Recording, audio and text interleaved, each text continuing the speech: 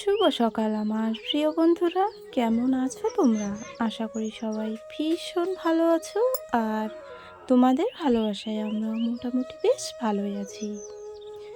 তো আবারও নতুন একটি ব্লগে তোমাদের সবাইকে স্বাগত জানিয়ে আজকের ব্লগটা আমি শুরু করছি।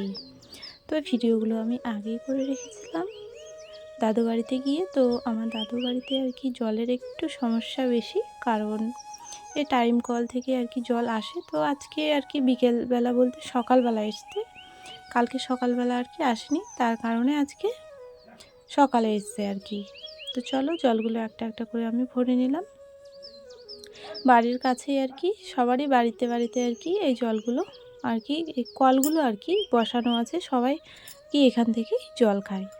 তো চলো, আমাদের দাদু বাড়ির আর কি গ্রামটা ভীষণই সুন্দর। আর এদিকে আমি খাবার নিলাম হচ্ছে একটু ঘুগনি আর একটা হচ্ছে জিলিপি।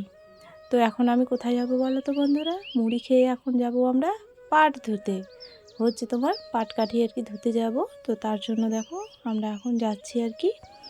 মা আছে, মেয়ে আছে, আমি আছি, তারপর মামার মেয়ে। তো আমার দাদুর বাড়ি, বিশেষ করে আমার দাদুর বাড়ির গ্রামটা এতটাই সুন্দর, যদি কেউ আসো সত্যি বলছি প্রেমে পড়ে যাবে। আর এটা হচ্ছে একটা জায়গা আর কি। আর এদিকে আমরা আসলাম একদম এই যে পুকুরে আর কি পাট ধুতে। তো দেখো কতগুলো মানুষ, তো অনেকগুলো মানুষ এসেছিলো মানে ধুতে, টাকা দিয়ে না কিন্তু এমনি আর কি পাটকাঠির জন্য। পাটকাঠির আর কি সবারই প্রয়োজন লাগে আমাদের, বিশেষ করে আমাদের গ্রামে পুজো দেওয়ার সময়ও লাগে, তারপর হচ্ছে তোমার রান্না করার সময়ও লাগে। প্রথমের আর কি পাটকাঠি হলে বেশ ভালো হয়, খড়িগুলো আর কি তাড়াতাড়ি আর কি উনুনটা আর কি ধরানো যায়, যেহেতু আমাদের মাটির আর কি উনুন আর কি, তার কারণে আর কি আমাদের পাটকাঠি খুবই দরকার।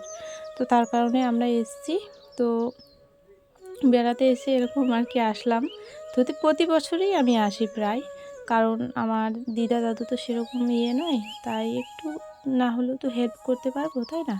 তো আমার বোন এসেছে, মা, সবাই আছি। ওই পাশেরটা আমার বোন, যারা যারা আমার বোনকে দেখতে চেয়েছিলে ওটা আমার বোন হয়, আর এই দিকেরটা আমি। তো এইভাবে পুকুরে বসে বসে আর কি পাটকাঠিগুলো আর কি পরিষ্কার করতে হয়। তো যারা জানো না তারা তো কিছু বুঝতে পারবে না, আর যারা আমাদের মতো গ্রামে থাকো অবশ্যই তারা আর কি জানো, বোঝো, সবই করো, তাই না বলো? তো দেখো এবার পাটগুলো একটা একটা করে আমি ছুটেছি, কিন্তু ছুটানোর পরে এইভাবে টেনে আর কি পাটটা হাতে আর কি নিয়ে নিতে হবে, তারপরে ভালো করে জলে ধুয়ে ভালো করে আর কি বেঁধে রেখে দিতে হবে। কিচ্ছু হবে না, পাট একটু এলোমেলো কোনো দিকে হবে না। তো প্রথমের ইয়েটাই শুধু ভালোভাবে ধরে রাখতে হয়, তাহলে পরে এলোমেলো আর কি হয় না। তো এরকম করেই আমরা গ্রামে বসবাস করি, যারা শহরে থাকো। তো গ্রামে ভীষণই আনন্দ। পুকুর পাড়ে এত মানুষ দেখে যেন আমার মন একদম মুগ্ধ হয়ে গেল। এত এত মানুষ, সত্যি মানুষের সাথে কাজ করতে ভীষণই ভালো লাগে জানো। আমার তো খুব ভালো লাগে। একদিন যদি না খেয়ে থাকি তাও হবে, কিন্তু এত এত মানুষ যে থাকে না, সত্যি আমার ভীষণ ভালো লাগে। তো দেখো আমার বোন আর কি বাঁধতে জানে না, ও আর কি সেরকম বয়স হয়নি। আমিও আগে পারতাম না, কিন্তু এখন পারি গো, কারণ অনেকটা বয়স হয়ে গেছে, আমার সংসারের অনেক চাপ পড়ে গেছে আমার উপর। তো অবশ্যই আমি জানি। তারপরে এরকম করে পাটকাঠিগুলো আর কি উপরে তুলে দিতে হয়। তো এত মানুষ দেখো চারিদিকে, কিন্তু পুকুরটার চারিদিকেই মানুষ আছে, আর সামনের দিকে দেখো আবার আছে, আর আমরা তো এদিকে আছি আবার।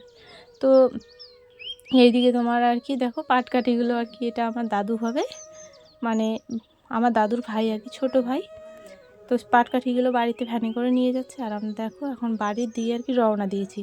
তো এক একটা বাড়ি যদি দেখো সত্যি এতটা ভালো লাগবে। সব বাড়িগুলো এরকম টাল দিয়ে তৈরি, আর মাটির দোতলা বাড়ি, সব দিকে দেখতে পাবে। তো আর বাড়িগুলো কিন্তু মানে দূরে দূরে না, একদম মাঝখানে রাস্তা আর দুপাশে বাড়ি। এত সুন্দর লাগে গ্রামটা, সত্যি কি বলবো তোমাদেরকে। যদি আসো অবশ্যই প্রেমে পড়ে যাবে। বিশ্বাস না হলে একবার ঘুরে যেও তোমরা। তো দেখো দাদু বাড়িতে এখন আর কি একটা মুরগি আর কি কাটা হলো। তো এটা হচ্ছে দেশি মুরগি, ঠিক আছে, পোলট্রির মাংস না। বাড়িতে আর কি আছে, আর বোন আর আমি খুব হাসাহাসি করছি আর গল্প করছি, কারণ দু বোনে এক জায়গায় হলে পরে কি না খুব ভালো লাগে আমার, ওর সাথে বেশি ঘোরাফেরা করি। তো পাট ধুয়ে আসার পরে আর কি আমরা এখন আর কি মুরগিটা কেটে পরিষ্কার করছি। আর তারপরে কিন্তু আমরা আবার খেয়ে দিয়ে বাড়িতে যাব আজকে, তার কারণে আর কি খুব তাড়াহুড়ো করছি। তো চলো তোমরা সাথে থাকো, আর আরও ভালো ভালো আর কি শেষের দিকে আছে, তো তোমরা দেখার জন্য আর কি পুরো ভিডিওটা দেখো। তো দেখো পরিষ্কার করে কত সুন্দর হয়েছে মুরগিটা। তো আমার বোনটাও পারে মুরগিটাকে কেমন করে নাচাচ্ছে, দেখো গান করছে আর নাচাচ্ছে। তো একটু ছোট মানুষ তাই আর কি এরকমটা করছে। তারপরে দেখো আমরা উনুনে আর কি এরকম করে একটু হালকা করে আর কি আগুনের আর কি যেন তাপটা লাগে, কারণ মুরগিটার মধ্যে আর কি ছোটো ছোটো লোম থাকে, তো ওগুলো আর কি ভালোভাবে তোলা যায় না, তার কারণে আর কি একটু মানে আগুনে ঝলসে নিতে হয়, তাহলে ভালো হয় আর কি, বুঝলে। তো মুরগিটা তো আমি কাটতে পারি না, একটা মাসি ছিল, ওই মাসিটা কেটে দিয়েছে। আর এই বাড়িতে তো কোনো ছেলেই নাই যে ছেলে কাটবে, তাই না? আর আমার বর তো আসেনি যে ও কেটে দেবে।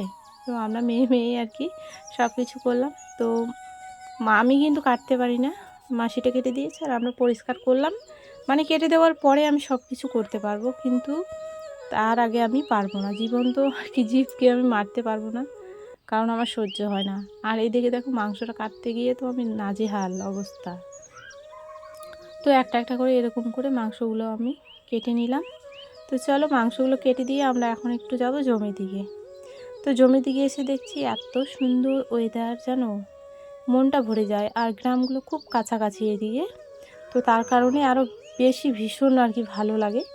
খুবই সুন্দর গ্রাম, খুবই সুন্দর। আর হচ্ছে হালকা হালকা করে জঙ্গল আছে, খুব সুন্দর লাগে। আর সত্যি বলছি, যদি তোমরা কেউ আসো সত্যি প্রেমে পড়ে যাবে। তো চলো এখানে আর কি আমার দিদা আর কি এখানে একটা আর কি কাজ করতে এসেছিলাম, হচ্ছে হলুদ তুলতে এসেছিলাম, তো ওগুলো তুলে নিয়ে এখন আর কি আমরা বাড়িতে যাব।